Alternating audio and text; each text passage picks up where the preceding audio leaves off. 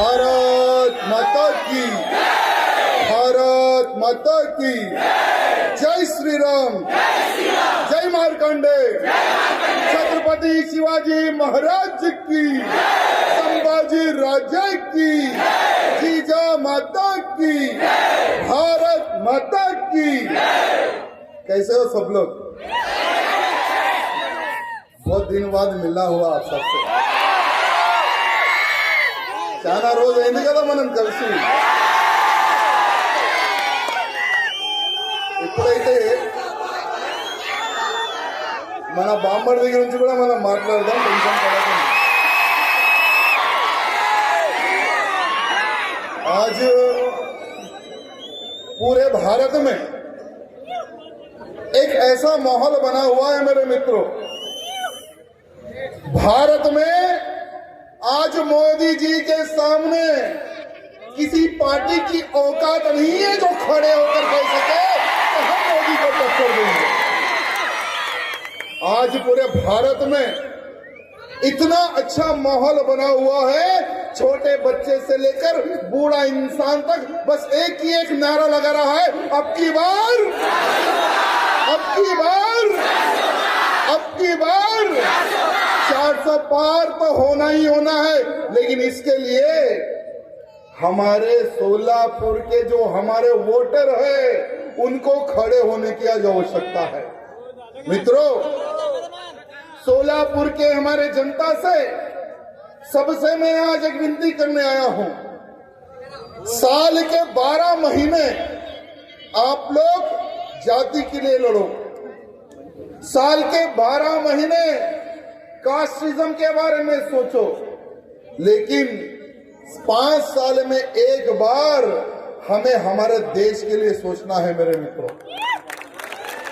देश का प्रधानमंत्री कैसा होना चाहिए ये आप सबको सोचने और समझने की आवश्यकता है मेरे मित्रों।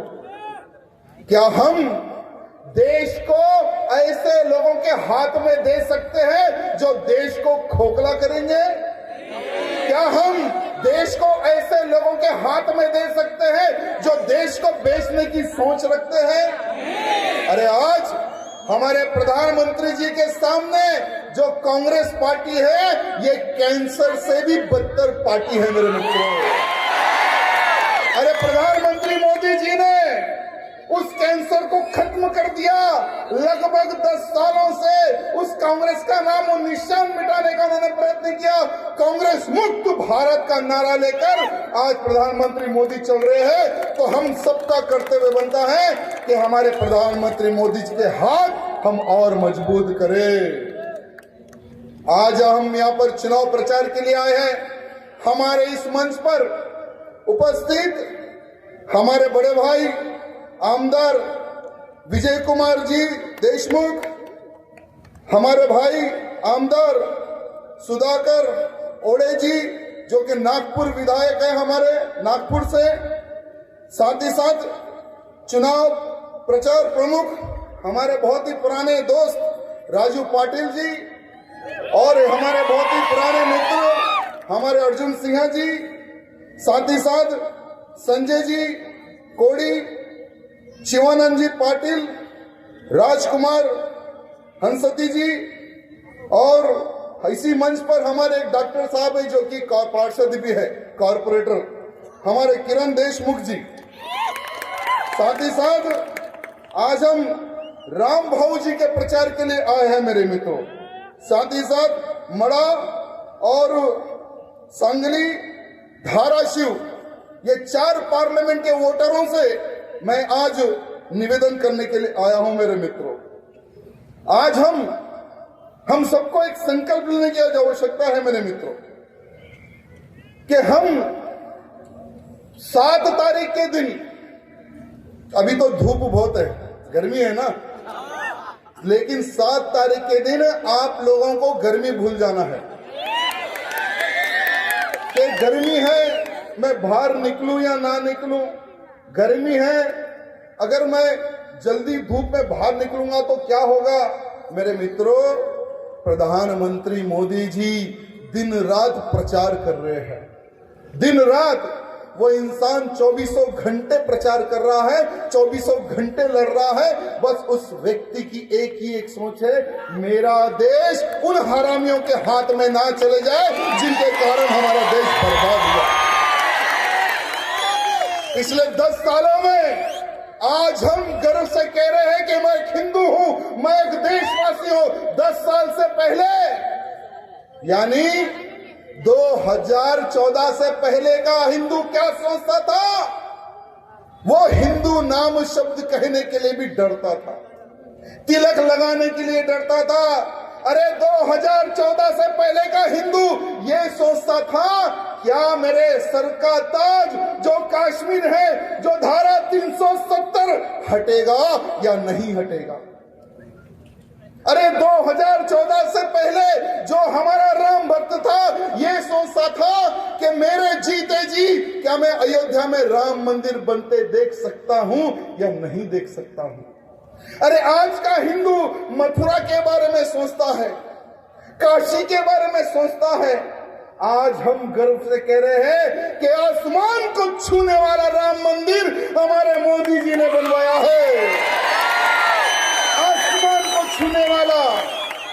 अरे धारा 370 हटाकर हमारे देश का जो ताज था कश्मीर, कश्मीर हिंदुस्तान का था, नहीं किसी के बाप का था मेरे मित्र। और कश्मीर से धारा 370 हटाकर हमारे सर के ताज को बचाने वाले हमारे प्रधानमंत्री मोदी जी थे मेरे मित्रों। तो हमें कैसे प्रधानमंत्री चाहिए? ये देश का देशभक्त सोचने की आज आवश्यकता है। देश का हिंदू, देश का राम भक्त, कृष्ण भक्त, शंकर भक्त सोचने की आज आवश्यकता है कि देश का प्रधानमंत्री कैसा होना चाहिए। क्या हमें पप्पू जैसा प्रधानमंत्री चाहिए क्या? अरे मैं एक वीडियो देख रहा था, हमारा अर्जुन एक वीडियो बता रहा था कि भैया ये देखो वीडियो कब का है पता नहीं, लेकिन ये राहुल गांधी पप्पू छत्रपति शिवाजी महाराज की प्रतिमा एक व्यक्ति दे रहा था। वो व्यक्ति कौन था पता नहीं, लेकिन ये राहुल गांधी हमारे छत्रपति शिवाजी महाराज की प्रतिमा को हाथ लगाने के लिए भी शर्मा रहा था, घबरा रहा था, डर रहा था। क्यों? क्योंकि औरंगजेब की नाजायज औलादे नाराज ना हो जाए, इसलिए छत्रपति शिवाजी महाराज की प्रतिमा को राहुल गांधी हाथ लगाने के लिए डर रहा था, हाथ लगाने के लिए शर्मा रहा था। क्या ऐसा प्रधानमंत्री चाहिए हमें? अरे जो छत्रपति शिवाजी महाराज का मान सम्मान ना करे, क्या ऐसा प्रधानमंत्री चाहिए हमें? अरे हमें तो छत्रपति शिवाजी महाराज जैसी विचारधारा वाला प्रधानमंत्री चाहिए, और वो विचारधारा है हमारे प्रधानमंत्री मोदी जी की मेरे मित्रों। अरे हिंदवी स्वराज का सपना लेकर हमारे शिवाजी महाराज आगे बढ़े थे, हिंदवी स्वराज की स्थापना की। आज यही हमारे प्रधानमंत्री मोदी जी सबका साथ, सबका विकास और सबका विश्वास लेकर आगे बढ़ रहे हैं। पिछले 10 सालों में मेरे मित्रों आज हम गर्व से कह रहे हैं कि हम हिंदू हैं। आप लोग एक बार विचार करिए कि ये कांग्रेस की सरकार जहां जहां पर आई है राज्यों में, क्या वहां का हिंदू क्या सुरक्षित है? कर्नाटक में देखिए क्या हुआ। कर्नाटक में लव जिहाद के नाम पर हमारी एक बहन को कितने चाकुओं से मार के खत्म कर दिया। अरे उस लड़की का बाप तो तुम्हारे ही पार्टी का था। अरे शर्म करो रे कांग्रेसियों। अरे हमारी बेटी का कत्ल हुआ, एक भी कांग्रेसी उसके बाप और उसके परिवार से मिलने के लिए भी डर रहा था। क्यों? क्योंकि जिसने हत्या की थी वो एक मुसलमान था, और मुसलमान का वोट हमारे से सरक ना जाए, इसलिए उस लड़की के परिवार से कोई भी कांग्रेसी मिलने के लिए नहीं गया मेरे मित्रों, कोई कांग्रेसी मिलने नहीं गया। लेकिन भारतीय जनता पार्टी के हमारे राष्ट्रीय अध्यक्ष श्रीमान जेपी नड्डा जी उनके घर जाते हैं और उनको कहते हैं कि हम हैं तुम्हारे साथ। जब तक तक उस हरामी को फांसी की सजा नहीं मिल जाती, हमें तुम्हें अपना बड़ा समझिए, आप हमारे आपके परिवार का ही हिस्सा समझिए। पूरी भारतीय जनता पार्टी आपके साथ है। इतनी ताकत देकर आए हैं हमारे नड्डा जी। मित्रों, जिसके घर में किसी की मृत्यु हो जाती है ना, तो दर्द क्या होता है उसी को पता है मेरे मित्रों। अरे उस परिवार को पूछो जिसकी बेटी को कॉलेज के अंदर सरेआम चाकुओं से भोग भोग कर उस हरामी ने मर्डर कर दिया। अरे यही नहीं, यही कर्नाटक में एक दुकान के अंदर एक हमारा हिंदू भाई हनुमान चालीसा का एक गाना लगाकर हनुमान चालीसा पढ़ रहा था, तो आजू बाजू के कुछ लोग जाते हैं दुकान पर और उसको दुकान से बाहर निकाल कर मारते हैं। और एफआईआर करने के लिए भी कांग्रेस सरकार डर रही थी कि कहां ये मुसलमान वोट हमारे से सरक जाए। अरे यही कर्नाटक में ये लोग नारा लगाए थे चुनाव के समय पर, हमारी कांग्रेस को जिता दो, हम बजरंग दल को बैन कर देंगे। हमारी कांग्रेस को जिता दो, जो बीजेपी ने गौ हत्या के ऊपर जो कानून लाया है उस कानून को हटाकर हम खुलेआम गायों को कटवाएंगे और तुम्हें मांस खिलवाएंगे। ये वही कांग्रेस है मेरे मित्रों। अरे कांग्रेस कर्नाटक में आई, हमारे तेलंगाना में भी कांग्रेस आई।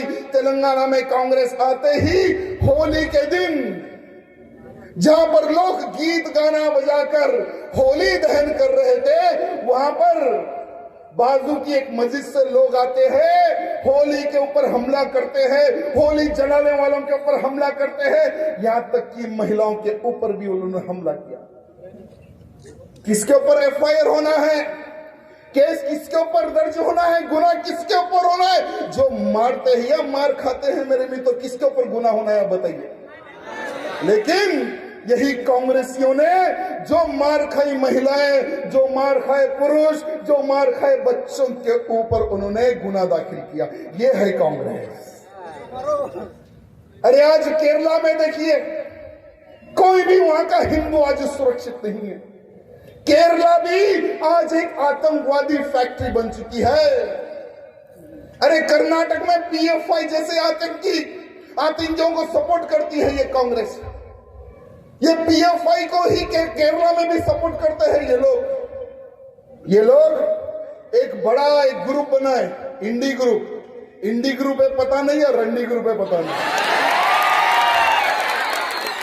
ये ग्रुप बनाते हैं और ये नारा लगाते हैं कि अब की बार हम मोदी को हराएंगे। तुम क्या, तुम्हारा बाप भी मोदी को नहीं हरा सकता। अरे बंगाल में देखिए क्या हो रहा है, 1 करोड़ से ज्यादा बांग्लादेशी और रोहिंग्या इनके बाप की जागीरें समझकर बंगाल एक राज्य में आकर छुपे हुए हैं। अरे मंत्री बन गया, मिनिस्टर बन गया, विधायक बन गया, रोहिंग्या और बांग्लादेशी आज बंगला में हिंदुओं पर हमला कर रहा है। जहां पर हमारे हिंदू क्षेत्र है, मंदिर है, घर है, वहां पर एक जाता है, एक विधायक है कोई, वो जाकर हमारी बहन बेटी को उठाकर ले जाता है, उसका बलात्कार करता है। उसके बाद में दूसरी बहन को ले जाता है, तीसरी बहन को ले, चौथी बहन को ले जाता है। जब वो मीडिया में बाहर आया तो यही ममता बनर्जी जो वोट की भिखारन है, वो उसके ऊपर केस करने के लिए भी डरती थी। लेकिन सीबीआई यानी सेंटर ने, प्रधानमंत्री मोदी जी ने कहा है कि जाकर हमारी बहन बेटियों की इज्जत बचाओ। वो इज्जत लूटने वाला भी मुसलमान था मेरे भाई। आज लोग ये कह रहे हैं कि हमें वोट जिहाद करना है।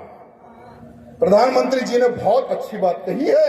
अरे हमने लव जिहाद सुना था, हमने लैंड जिहाद सुना था, ये वोट जिहाद इन्होंने नया प्रारंभ किया है। सलमान खुर्शीद है कोई कांग्रेसी पुराना डाकू, उसी की भतीजी है। वो कहती है कि होट जिहाद करो, यानी जिहाद का मतलब होता है युद्ध। तो मैं उसको कहना चाहूंगा कि माइक के सामने तो बहुत बड़े बड़े कुत्ते भौंकते हैं।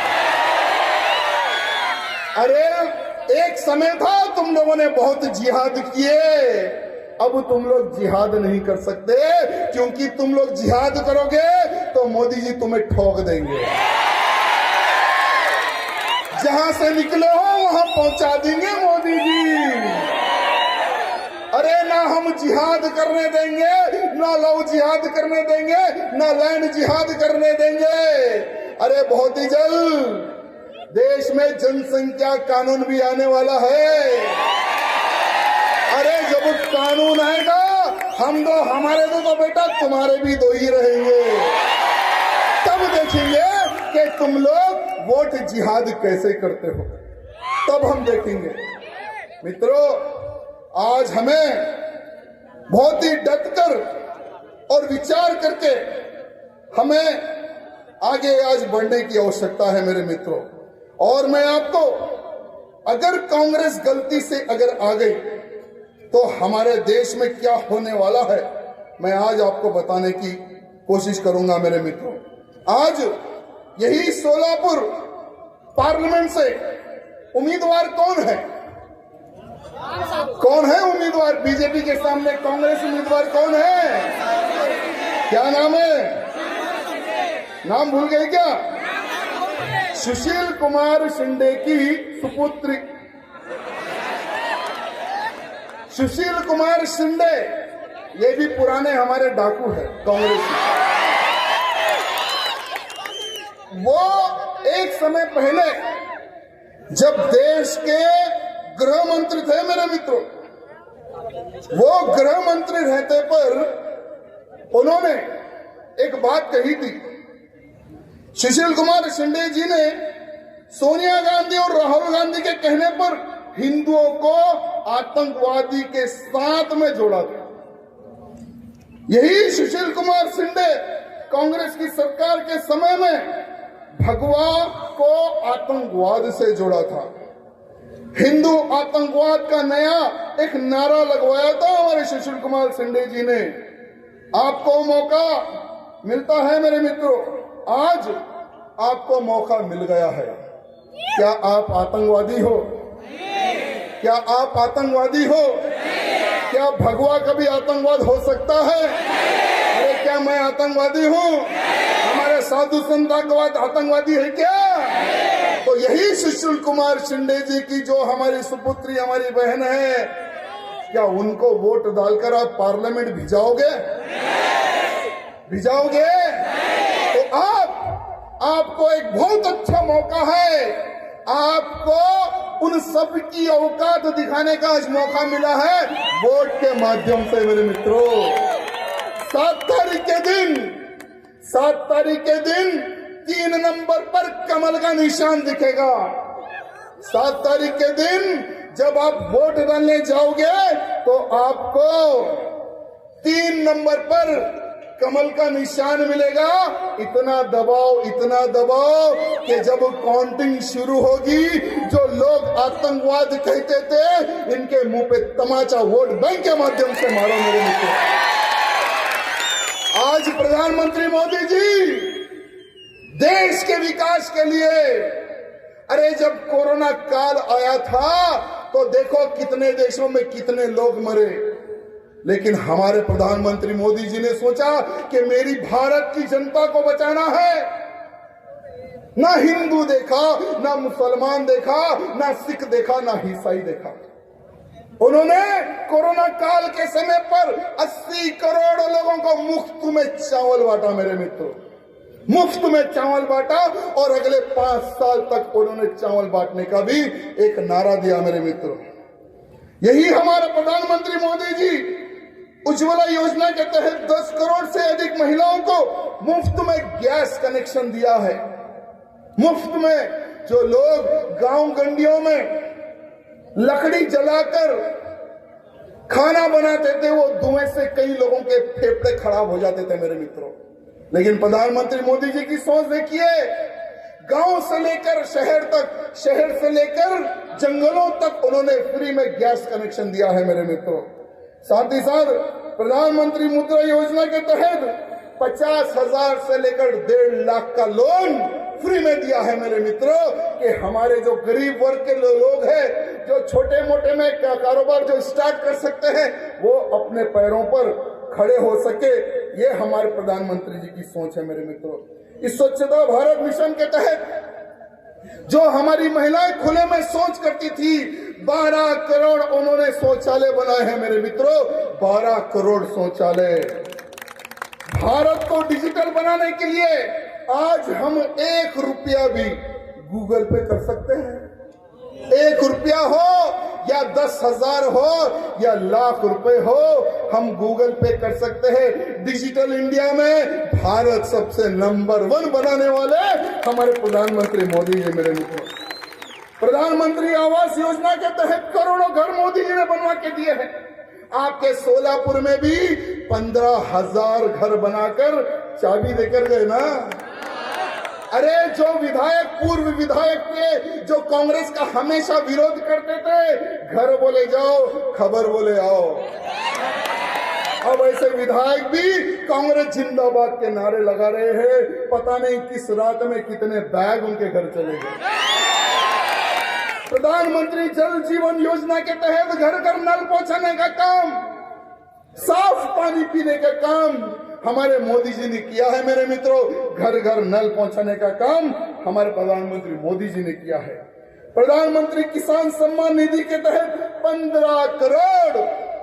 अरे किसान है तो दुनिया है, किसान है तो तुम हो, किसान है तो हम हैं। ऐसे किसानों को 15 करोड़ किसानों के अकाउंट में 6,000 रुपए डायरेक्ट पहुंचाने वाले हमारे प्रधानमंत्री मोदी जी हैं मेरे मित्रों। प्रधानमंत्री आयुष योजना के तहत, आयुष्मान योजना के तहत 50 करोड़ से अधिक लोगों को 5 लाख रुपए का बीमा मिल रहा है मेरे मित्रों। 5 लाख रुपए लगाकर वो लोग अच्छे से अच्छा इलाज करवा सकते हैं। अटल पेंशन योजना के तहत 50 साल की उम्र से अधिक लोगों को 1,000 से लेकर 5,000 तक की पेंशन देने का काम हमारी मोदी सरकार कर रही है मेरे मित्रों। मेरे मित्रों, बहुत ही जल्द भारत में यानी तीसरी बार जब प्रधानमंत्री मोदी जी बनेंगे तो देश में भूचाल आने वाला है मेरे मित्रों। मैं आज भी चैलेंज करता हूं कि अगर भारत देश के प्रधानमंत्री तीसरी बार मोदी जी नहीं बनेंगे तो मैं राजनीति छोड़ दूंगा मेरे मित्रों। मैं राजनीति छोड़ दूंगा। नहीं तो जो लोग कह रहे हैं कि हम मोदी को जीतने नहीं देंगे, तीसरी बार बीजेपी की सरकार नहीं बनेगी, मैं उनको चैलेंज करता हूं, अगर एक बाप की औलाद हो तो तुम लोग राजनीति छोड़ दो, तुम लोग राजनीति छोड़ दो। अरे कॉमन सिविल कोड प्रधानमंत्री जी लेकर आने वाले हैं। एक देश में एक ही कानून, ना तलाक ना बिलाक, देश में एक ही कानून चलेगा।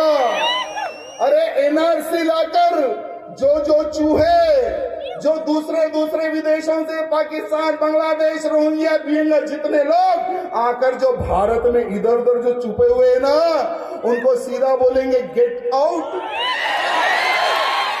अगर जो गेट आउट नहीं हुआ तो उनको शूट आउट करेंगे। योगी जी वाला स्टाइल, अरे हमें तो योगी जी वाला स्टाइल बहुत पसंद है मेरे मित्रों। आपको पता है उत्तर प्रदेश में एक समय पहले वो अखिलेश पप्पू वहां का मुख्यमंत्री था। वो अखिलेश की सरकार में वहां पर हिंदू डर के जीता था। कोई भी माता बहन डर डर के बाहर निकलती थी कि कहां कोई गुंडा हमें उठाना ले जाए, कब हमारा बलात्कार ना हो जाए, ये हमारी बहन बेटी उत्तर प्रदेश में डरती थी। लेकिन योगी आदित्यनाथ जी जो मेरे गुरु है, जो मेरे बॉस है, वो मुख्यमंत्री बनने के बाद में जितने हरामी थे उनको 72 हुरों के पास भेजने का काम हमारे योगी जी ने किया है। आज कोई भी गुंडागिरी नहीं करता। जितने गुंडे थे जेल में जाकर बैठ गए और गुंडे कह रहे कि भैया हमें जेल से बाहर नहीं जाना है, अगर हम जेल से जाएंगे तो वो बाबा बहुत खतरनाक है, हमारे पिछवाड़े गोली मारेगा। इसलिए आज कोई भी गुंडा बाहर आने को तैयार नहीं है। कुछ ही दिन पहले एक मुख्तार अंसारी चले गया ऊपर, डर के मारे हार्ट अटैक आ गया उसको। अरे वो मुख्तार अंसारी को शहीद का दर्जा दे रहे हैं, जो शहीद का दर्जा दे रहे हैं उसमें हमारा बड़ा साला असदुद्दीन ओवैसी भी है। वो भी जाकर कहता है कि मुख्तार अंसारी शहीद हो गया। अरे बेटा, मुख्तार अंसारी चले गया, अब तेरी बारी है, बेफिक्र रहो। ये जो असदुद्दीन ओवैसी जो एमआईएम पार्टी का जो चीफ है ना मेरे मित्रों, यही एमआईएम पार्टी के चीफ को एक बहुत ही छोटा सा कीड़ा था, ये जमीन में रेंगने वाला कीड़ा, और ये कीड़े को, ये आस्तीन के सांप को, ये जहरीले सांप को दूध पिलाकर बड़ा करने वाली यही कांग्रेस है मेरे मित्रों। वाईएस राजशेखर रेड्डी जी एक मुख्यमंत्री थे, बेचारों का हेलीकॉप्टर गिर के वो मर गए हमारे मुख्यमंत्री जी। वो टाइम पे उन्होंने वो सांप को दूध पिला पिला पिला पिला कर बड़ा किया, और जैसा ही बेचारे वो खत्म हो गए, उनके बाद में किरण कुमार रेड्डी जी एक मुख्यमंत्री बने कांग्रेस के। वो हिंदुवादी थे, कांग्रेस ही पसंद नहीं करती थी, लेकिन वो उन्होंने एक बहुत जबरदस्त काम किया, दोनों चूहों को जेल में डाल दिया, और इतना ठोका ये भी जेल से बाहर नहीं निकलते दोनों चूहे, अकबरुद्दीन ओवैसी यानी बकरुद्दीन ओवैसी या असदुद्दीन ओवैसी। लेकिन सरकार बदली, तेलंगाना आंध्र अलग हुआ, केसीआर की नई सरकार बनी। केसीआर कहता था कि मैं महाराष्ट्र में भी झंडा गाड़ूंगा, तेलंगाना में झंडा गिर गया, तो झंडा गाड़ने महाराष्ट्र में आया था। महाराष्ट्र की जनता को जो भी राजनेता होते हैं ना बेवकूफ समझते हैं, लेकिन उन गधों को पता नहीं हमारी महाराष्ट्र की जनता बेवकूफ नहीं है, छत्रपति शिवाजी महाराज के मौले हैं। और औरंगजेब की औलादों को ये हमारे मौले छोड़ने वाले नहीं है, ठोकने वाले मौले हैं हमारे। लेकिन केसीआर वहां गिर गया। केसीआर जीतने के बाद में भी यही दो चूहों को खूब दूध पिला पिला कर उन्होंने बड़ा किया। मेरे मित्रों, अभी फिर कांग्रेस की सरकार आ गई हमारे तेलंगाना में। कांग्रेस की सरकार आते ही फिर इन दो सांपों को दूध पिलाने का काम चालू हो गया। अभी चुनाव है हैदराबाद में भी, हमारी महादेवी जी खड़ी हुई है उनके सामने, और ये असदुद्दीन ओवैसी जो हमारा बड़ा साला है, वो कह रहा है कि बीफ जिंदाबाद, बीफ जिंदाबाद के नारे लगाता है। मैंने उसको कहा कि बेटा बीफ जिंदाबाद बोल रहा ना, तो आजा एक सुअर की भी दुकान लगाऊंगा, वो भी जिंदाबाद बोल रहा। और उसका छोटा भाई बकरुद्दीन वो कहता है कि बीफ का मांस खाने में बहुत मजा आता है। तो मेरे भाई एक बार सुअर का मांस भी खा के देख ले। अरे हम हिंदुओं की आस्था जुड़ी हुई है गौ माता में, देश धर्म का नाता है, गाय हम सबकी माता है मेरे मित्रों। और दूसरी बार मोदी जी प्रधानमंत्री बनने के बाद में गौ माता को जो दर्जा मिलना चाहिए था वो मिलके ही रहेगा। हमारी गौ माता विश्व की माता बनने वाली है मेरे मित्रों, विश्व की माता। मेरे मित्रों, ये कांग्रेसियों का जो पाप है हमें भूलना नहीं है मेरे मित्रों। इन कांग्रेसियों का पाप हमें भूलना नहीं है। ये वही कांग्रेस है जिन्होंने आपका पैसा खाया, छोटे बच्चों का पैसा खाया, बड़े बुजुर्गों का पैसा खाया। यही कांग्रेस 10 साल पहले जब कोई भी बड़ा आदमी टीवी देखता था, आज से 10 साल पहले जब बीजेपी की सरकार नहीं बनी थी, तो हर बार स्कॉलिंग आती थी, टीवी में मैटर आता था कि आज एक घोटाले का उजागर हो गया। जैसे सबसे बड़ा घोटाला इन्होंने 2G घोटाला किया, 2 लाख करोड़ का घोटाला। आपके पैसे मेरे मित्रों, मेरे पैसे, हम सबके पैसे 2G घोटाले के तहत 2 लाख करोड़ इन कांग्रेसियों ने खा गया मेरे मित्रों। साथ ही साथ कोयला घोटाला इन्होंने किया, डिफेंस घोटाला, हमारी आर्मी को तक इन्होंने नहीं छोड़ा मेरे मित्रों, हमारी आर्मी को तक नहीं छोड़ा। अरे जो आर्मी के जवान देश की रक्षा करते करते देश की रक्षा करते करते जो जवान शहीद हो जाता था, उनका राशन पानी तक ये हरामी खा गए। उन्होंने वो भी घोटाला किया मेरे मित्रों। साथ ही साथ कॉमन वेलफेयर घोटाला मेरे मित्रों, कॉमनवेल्थ घोटाला जो कि 70,000 करोड़ का घोटाला है, हेलीकॉप्टर घोटाला, पनडुब्बी घोटाला, अरे इन्होंने तो गाय के गोबर में भी घोटाला कर दिया। नेशनल हेराल्ड घोटाला 2000 करोड़ का घोटाला मेरे मित्रों, और यही घोटाले में सोनिया गांधी और राहुल गांधी इन्वॉल्व थे। ये अभी भी बेल पे घूम रहे मेरे मित्रों। देश का खाने वाले पैसा क्या प्रधानमंत्री बनने लायक है? और बेफिक्र रहो सोनिया गांधी जी और हमारे पप्पू जी, जब तीसरी बार मोदी जी बनेंगे ना, ये जो तुमने घोटाले किए हैं इसका हिसाब तुम्हें जेल में बैठकर देना पड़ेगा। अरे कांग्रेस के समय धरती से लेकर आसमान तक घोटालों की इतनी लंबी लाइन है मेरे मित्रों। अगर घोटालों के बारे में अगर मैं यहाँ बोलने बैठूं तो समय भी कम पड़ेगा मेरे मित्रों। देश को इन्होंने खोखला किया है, देश को इन्होंने बर्बाद किया है, और ऐसी कांग्रेस को भूतो ना भविष्य हम भारत में कभी राज करने नहीं देंगे। ये संकल्प हमें लेना है मेरे मित्रों। इकड़ुना प्रतियोगिता అన్న తమ్ముళ్ళు అక్క చెల్లెలు అందరికీ నేను దండం పెట్టి రిక్వెస్ట్ చేస్తున్నా। 7th तारीख की 7వ तारीख की 3 नंबर की कमल गुर्तु के मी ఓటు పడాలి।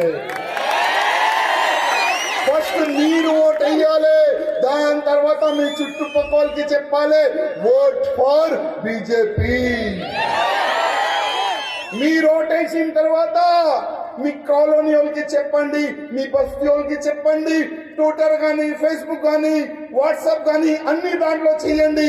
ఒకటి ఒక్క మ్యాటర్ వైరల్ కావాలి। అబ్ కీ బార్ भी ఇంకొకసారి కూడా దానికి ఎవరు ఆపలేరు। నా అన్న తమ్ముళ్ళారా, సోలాపూర్లో మన తెలుగు వాళ్ళు ఎక్కువ ఉన్నారని ఇంకొకసారి మా పాటిల్ గారు అన్నారు, మా ఎమ్మెల్యే గారు అన్నారు।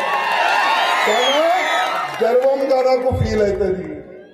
మోదీ గారు కూడా, నేను మోదీ గారు ఒక వీడియో చూసిన, మోదీ గారు అన్నారు నేనప్పుడు ఆర్ఎస్ఎస్ లో ఒక చిన్న కార్యకర్త ఉండే, అప్పుడు మైసూర్లో ఎక్కువ నాకు తిండి పెట్టినదే మన తెలుగు వాళ్ళు కూడా అన్నారు మోదీ గారు। ఎంత గర్వం అవుతుంది కదా, ఎంత గర్వం అవుతుంది కదా। మళ్ళీ అట్లాంటి వ్యక్తికి మనం గెలిపిస్తామా లేదా? 400 పార్ చేద్దామా లేదా? 400 పార్ మోదీ గారు పోవాలంటే ఇదే సోలాపూర్ నుంచి మన అన్నకి, మన భారతీయ జనతా పార్టీ క్యాండిడేట్ కి ఎక్కువ మెజారిటీని గెలిపించి పార్లమెంట్ పంపిద్దాం। ఆ ఒక్క సంకల్పం మనం తీసుకుందాం। మా అక్క ఏదో బ్యానర్ తీసుకొని నిలబడింది, ఇక్కడ నుంచి కనబడతలే ఆ బ్యానర్ ఏముంది తెలియదు, కానీ మీరు దగ్గర వస్తే బాగుంటది। आप नजदीक है तो बैनर क्या मुझे दिखेगा।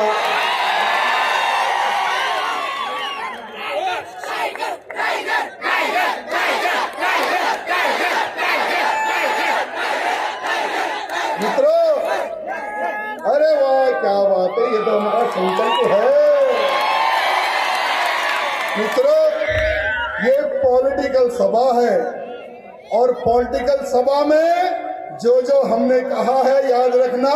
और ये जो मेरी बहन जो बैनर लेकर आई है ना, भारत को अखंडित राष्ट्र बनाने की ताकत भी हमारे मोदी जी रखते हैं। ये पप्पू गिप्पू में दम नहीं जो हिंदू राष्ट्र की बात करे। अगर हिंदू राष्ट्र अगर कोई बना सकता है तो केवल एक इंसान है, वो है प्रधानमंत्री मोदी जी। प्रधानमंत्री मोदी जी। सब लोग अपने फोन की टॉर्च लाइट खोल के बताना है कि मोदी जी हम भी आपकी सेना है, हम भी चाहते हैं कि तीसरी बार मोदी सरकार, तीसरी बार मोदी सरकार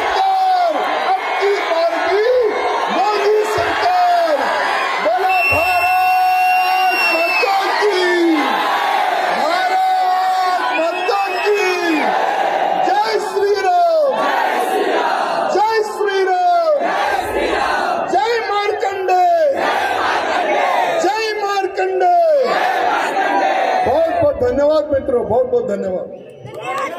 यानंतर डॉक्टर तेड देशमुख यांना विनंती करतो की त्यांनी आपले या ठिकाणी आभार व्यक्त करावे. आहे का?